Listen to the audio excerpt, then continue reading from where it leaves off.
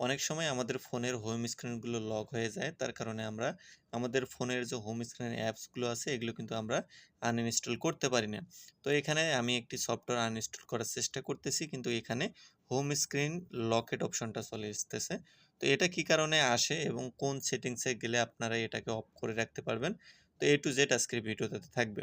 তো এখানে দেখতে পাচ্ছেন আমার ২ টা সফটওয়্যার রয়েছে এখানে। এই সফটওয়্যার ২ টা আমি আনইনস্টল করে দেব। যদি আমি আনইনস্টল করতে চাই এটাকে একটার উপরে ট্যাপ করে ধরবো। তারপরে এখানে আনইনস্টল বাটনে ক্লিক করে আমি এটাকে নরমালি আনইনস্টল করব। কিন্তু এখানে দেখেন হোম স্ক্রিন লকেট অপশনটা চলে এসেছে। এটা কি কারণে আসে? তো আপনার ফোনের হোম স্ক্রিনের যে ফাঁকা জায়গাগুলো আছে, এই যে এখানে দেখেন এটা একটা ফাঁকা জায়গা। তো আমি যদি এখানে চাপ দিয়ে ধরে রাখি তাহলে কিন্তু নিচের দিকে দেখতে পারবেন অনেকগুলো অপশন চলে এসেছে। তার মধ্য থেকে দেখতে পাচ্ছেন একটা সেটিংস অপশন থাকবে। তো এখানে কারো সেটিংস লেখা থাকবে, আমার মোর অপশন লেখা আছে। তো এটা আইকনটা দেখলে কিন্তু বোঝা যায় এটা একটা সেটিংস অপশন। তো এখানে আসার পরে আমরা এখানে দেখতে পারছি লক হোম স্ক্রিন লেআউট এই অপশনটা আমার কিন্তু অন করা আছে।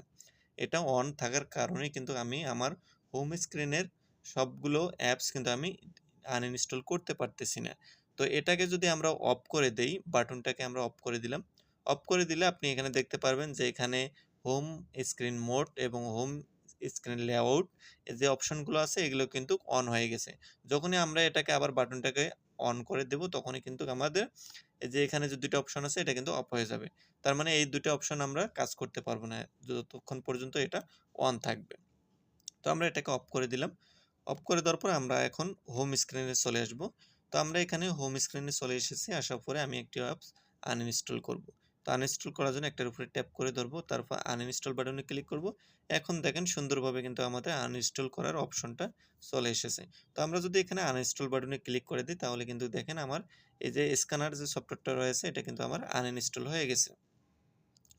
তো এখন কথা হচ্ছে যে আমাদের হোম স্ক্রিন লকের যে অপশনটা, এই অপশনটা তো আমরা আমাদের হোম স্ক্রিন থেকে আমরা বের করেছি সেটিংস অপশনটা। তো আমরা যদি ম্যানুয়ালি ভাবে আমাদের ফোন থেকে বের করতে যাই তাহলে আমাদের সেটিংস অপশনে ১ম এ যেতে হবে। তারপরে এখানে লেখা থাকবে home screen and lock screen. তো এই অপশনটাতে আমরা ক্লিক করব। ক্লিক করে দেওয়ার পরে আমরা কিন্তু এখানে দেখতে পারবো লক হোম স্ক্রিন লেআউট। তো এটা বাটনটা অন অফ করাটাই হচ্ছে যথেষ্ট। তাছাড়া এখানে অনেকগুলো হোম স্ক্রিনের কাজ রয়েছে। এগুলো আপনারা চাইলে আস্তে, আস্তে দেখে কাজগুলো সারতে পারেন। এখন কথা হচ্ছে এই ফোনের সিস্টেমটা এরকম। অনেক ফোন আছে যে সিস্টেমগুলো আলাদা থাকে। তো সেই ফোনগুলো থেকে আমি একটা ফোন দিয়ে দেখানোর চেষ্টা করব। তো আমি আমার আরেকটা ফোন নিয়ে আসলাম। তো ফোনটা নিয়ে আসার পরে আমরা সেম ভাবে যে আমাদের এই যে হোম স্ক্রিনের যে ফাঁকা জায়গাগুলো আছে এগুলোর উপর ট্যাপ করে ধরব। তো আমি ট্যাপ করে ধরলাম। ধরার পরে নিচের দিকে দেখেন একটা সেটিংস বাটন কিন্তু চলে এসেছে। সেটিংস বাটনটাতে আমরা ক্লিক করব। ক্লিক করে দেওয়ার পরে এখানে কিন্তু আ দেখেন লক হোম স্ক্রিন লেআউট।